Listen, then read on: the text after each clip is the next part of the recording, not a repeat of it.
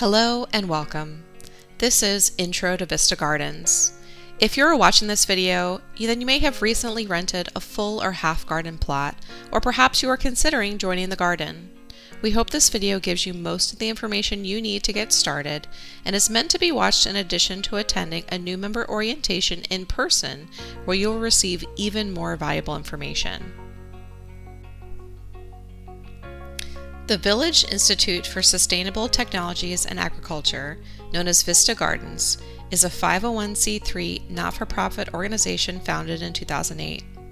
Before this was a garden, it was an abandoned, overgrown water treatment facility on county property.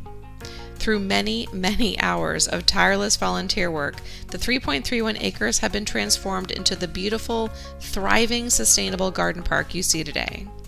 That's right, there are currently nor have there ever been, any paid employees of the garden. Everything you see is a result of volunteer work. There is a board which governs the garden, and 15 committees, all with committee chairs that help maintain specific parts of the property. All of the funds used to sustain the garden come from member dues and donations. Members are expected to volunteer some of their time to meeting garden needs outside of their own plot. But we will get to more of that later. Let's start with a tour of the garden. The entrance to the garden is off South Village Drive. The first thing you may notice is the native wildflower garden to your left. There is also a lending library in this area. Once through the entrance, parking is to the right in the gravel lot, to the left of the entrance in the grass, or down the driveway between the shed and the compost area. Immediately to the right of the entrance is where you will find the mulch and the soil. The mulch you will find is for mulching the ground between the beds, not for use in the garden beds. There is a portalet next to the gravel parking area, and if you look up, there's a bat house high in the trees. Continuing down the driveway, there's a large pavilion to the right, surrounded by native plants and flowers for pollinators. Behind this is the woodland area where you'll find a short nature trail. And to the left of the pavilion is the herb garden. This is a communal herb garden, so members are welcome to take what they need.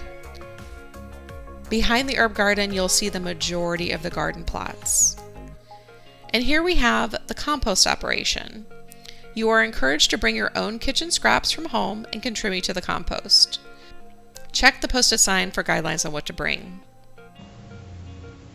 Next to the compost area and behind the pavilion is the woodland area. The woodland area includes a nature trail and cypress swamp. Members of the Woodland Committee, along with volunteers, work to remove invasive plants and repopulate the area with native plants. Towards the back, we have more garden plots and a wildflower garden. And here we have the House of the Rising Seeds, where seedlings are raised for transplanting. Over here, we have the shed. And this is where the communal tools are kept. Pretty much everything that you might need to tend to your garden is found in the shed. If you use a tool, be sure to spray it down with the bleach solutions provided prior to putting it back. This is to prevent any diseases or microorganisms from being transferred from one plot to another. Behind the shed, we have the water storage and solar panel, and to the very back is the pond. As you can see, there's lots to see and do all around the garden.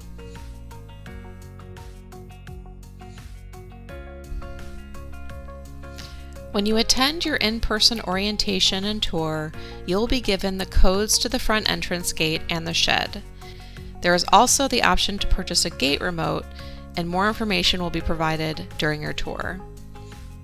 If you are the last to leave, be sure you close the front gate behind you. Same with the shed. Be sure to close and lock the shed if you are the last to leave. The gardening year in Tampa runs from August to July. If you come from up north, this may be the opposite of what you are used to. It is so hot in Florida during the summer that most plants won't survive. So, Florida gardeners tend to let their beds rest in the summer, and planting happens in the fall through the spring. The year will start in August when you prepare your bed. If there is a cover crop planted over the summer, it will need to be removed. The best thing to do is wait till about 3 to 4 weeks before you intend to start planting. Just cut the stem of the cover crop as close to the soil as possible, cut the rest of the plant up into about 3 to 4 inch segments, and leave the plant to decay in the bed. This is known as the chop and drop method. You may also use these preparation weeks to add soil to your bed or add soil amendments like compost. The other thing you should be doing over the summer is planting. You will receive an email from VISTA notifying you that transplants are available for purchase. Review which available transplants you want and put in your order by the deadline. If you are going to start seeds at home, that is fine as well. You can also find seeds for sale on the VISTA website. There are also plenty of online retailers of organic seeds, bulbs, slips, and cuttings. Just do a little research and figure out what plants you want to start with in the fall. A great resource to get started is the UF-IFAS Gardening Solutions Plants by Month calendar. These are available on the IFAS website and are often posted in the VISTA newsletters or on the Garden Shed as well. The calendars will tell you what to plant by month of the year in Central Florida. Planting is usually going to start in September and October. When you order transplants from VISTA, a date will be provided when you can pick them up. If you are starting seeds on your own, you want to wait until the worst heat of the summer is over before putting them in the ground. Just remember that there are community tools in the shed, and if you share a tool, remember to spray it with the bleach solution before returning it to reduce the spread of pathogens from one bed to the next. During fall, winter, and spring, the main garden work happens. Your bed will need to be maintained with weeds and diseased plants removed. Any garden waste needs to be bagged up and taken home with you, as we no longer have a dumpster. You will also likely want to add compost, soil conditioner, or fertilizer during the season. Watch out for the newsletter when you'll be notified how much compost you can take throughout the year. You will also be provided 1 bag of soil conditioner during the season. If you choose to bring your own fertilizer, just make sure it is an organic fertilizer with the OMRI label. As summer approaches, you will want to start removing your vegetable plants and then planting your cover crop. Cowpeas and sun hemp are the preferred cover crops at VISTA, although there are other options. Once you plant your cover crop, you will not need to water it at all during the summer. The rain will do that for you. You may want to come about once a month and chop and drop the crop by cutting the tops of the plants and leaving the remains to decompose in your bed. This will help add beneficial microbes to your garden. If you are just getting started in gardening, there is a wealth of information and it can be overwhelming. But there are a couple of resources that are highly recommended. First, the VISTA newsletter. This has already been mentioned several times, but make sure to read the newsletter to be informed about what is happening at the garden. There are free workshops throughout the year where you can learn more about specific topics like fertilizing, pests, companion planting, and more.